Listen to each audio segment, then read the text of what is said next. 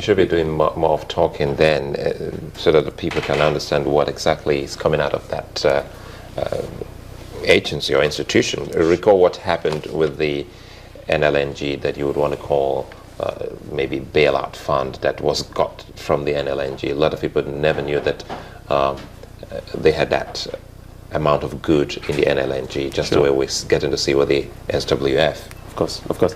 Well, we can and we should. But the reality is we've only been in operation for 2 years, and there wasn't really much to show until now, to be honest. We have been profitable, and we've been vocal about that. The future fund, I'm going to talk about in a minute because I'm sure you're interested in that. There are a few good things there.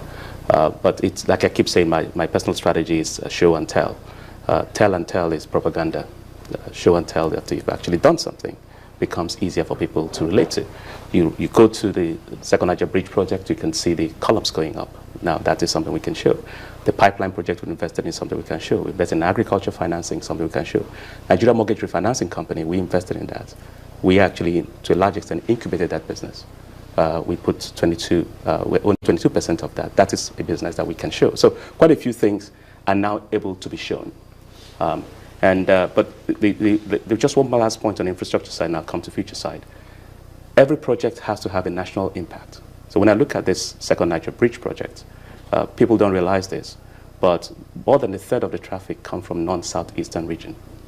I think it's important. So it's a national project. If you're going from Makurdi to Lagos, you go through that bridge.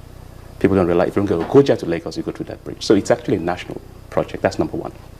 Number two, it's a major critical artery road, just like Lagos-Ibadan. If we have too much traffic on our major artery roads, we lose economic productivity. So this thing is something that I think people need to understand. More transport means more velocity of money, which means growth in GDP. Very simple. So I think that most of our businessmen and our people would rather pay than sit in traffic for 3, 4, 5 hours. So some of these things are some of the things that drive the criteria. So profitability is just one. National impact is another one. The fact that we can actually add to overall economic growth is the third one. But more importantly, we can actually attract foreign direct investment. So that's really how that business works. Now, can I talk about Future Fund for a second? Sure. Oh, before you go to, sorry to interrupt you, before you go to Future Fund, you're aware of, how politically dicey sometimes public-private partnerships can get. Yes. How is the Sovereign Wealth Fund handling that particular politically dicey part of it? There are two aspects of it. The first is public engagement and engagement with the political class to make sure they understand the value of the project. The second aspect is through contracts. Look, when we get into this investment, we bring co-investors with us. So the contracts have to be to a certain point that people feel comfortable investing. The engagement is to make sure people understand that this is important. And that's an ongoing process. Listen, there is no place that I have seen toll bridge built in a PPP where there is no controversy. And most of it is accountability. Do we know what you're doing with money? How is that? And we've tried to be as clear as possible.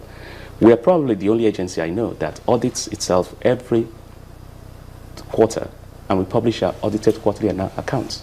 So you intend to sustain that? Oh, it's our process. It's accountability. It's our process. We publish our annual accounts within the first 90 days of the end of a year. The last one was published on March 28th. It's accountability.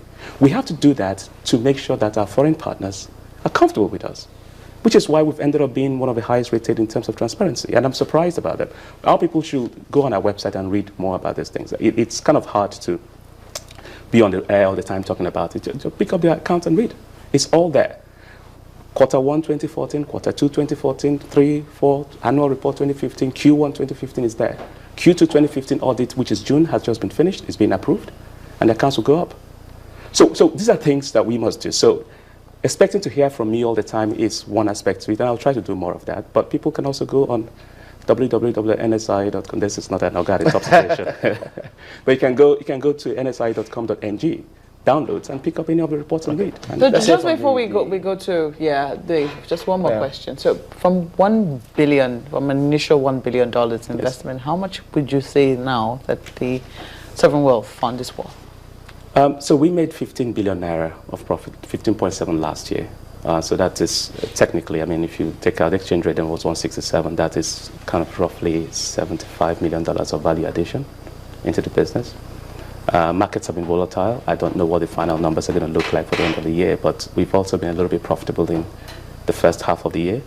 We'll see how the second half brings, because we have market exposure, and I'm going to explain that in the future fund at the moment. Okay. So that's really all there is to it. Let's talk about the future funds then before we wrap up. Sure. The future fund is simple. There are asset allocation decisions made by the board, okay?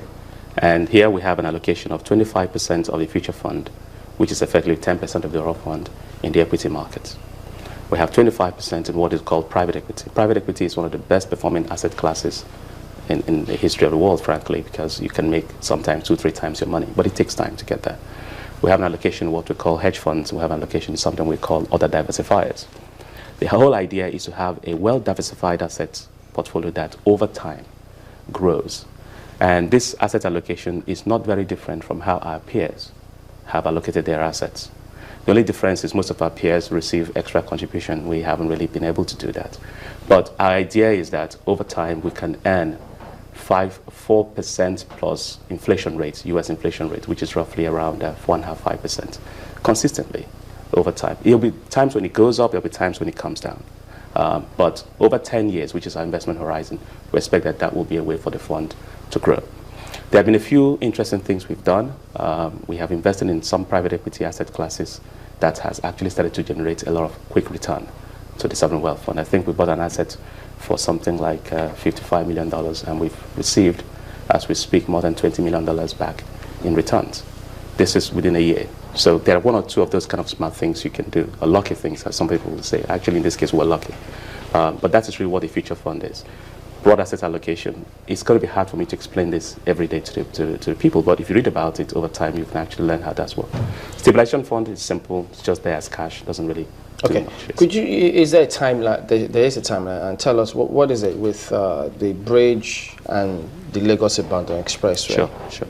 The bridge, so far, we have, the project development is ongoing. We've spent only $2.2 million on project development, which is way below standard, by the way. The European Investment Bank would tell you that the standard tends to be 10% of the total cost of the project, which in this case, $700 million project will be up to 70. But we've been very prudent. And most of that is because we've also had partners like the UK DFID that sends people to help work with us on infrastructure in general and on this bridge in particular. So we've kind of kept the cost of consultancy down.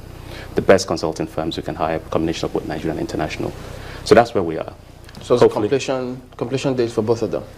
The bridge will be 4 years from the moment from this year. And let's be realistic. A lot will depend on whether we can raise the financing. Some of the events of recent events can affect investor confidence in some ways, but we are still hopeful that we can raise the financing and complete it in 4 years. It's 11.9 kilometers project. It's not small. It's not, people keep saying it's a small bridge. No. It's actually a big bridge, and it goes around Asaba and Onitsha, because you can't put a bridge in Onitsha now. The place is packed, So it goes round. So it's a long rail. It's a longer bridge. Oh, it's massive. It's massive. Very much like the third mainland. In some ways, yes. So what about Lagos-Ibadan? Lagos-Ibadan work is completion date? Yeah, I don't know. I'm not the sponsor on Lagos-Ibadan. Okay. I'll be an investor on Lagos-Ibadan, and it will depend on how the sponsor. I'd rather have them take the credit for giving you a timeline for when that will be completed. Okay, because we were just wondering, maybe the section that we went through the other day, they haven't gotten to that area yet. But yes, no problems. We'll see how that plays out. But thank you very much indeed for coming on this morning. Pleasure. Mr. Uche Orji is the Managing Director, Nigeria Sovereign Investment Authority.